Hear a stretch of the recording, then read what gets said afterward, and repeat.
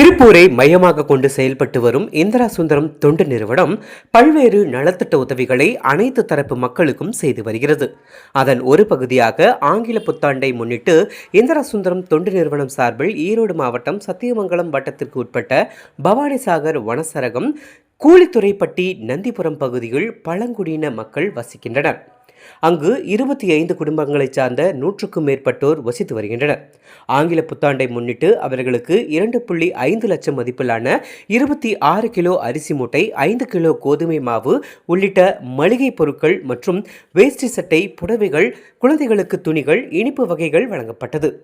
மேலும் அந்த பகுதியில் குழந்தைகள் பள்ளிக்கு சென்று வர வாகன வசதி இல்லை என அறிந்து இந்திரா சுந்தரம் தொண்டு நிறுவனம் சார்பில் அவர்களுக்கு வாகனம் வாங்கி தருவதாக உறுதியளித்துள்ளனர்.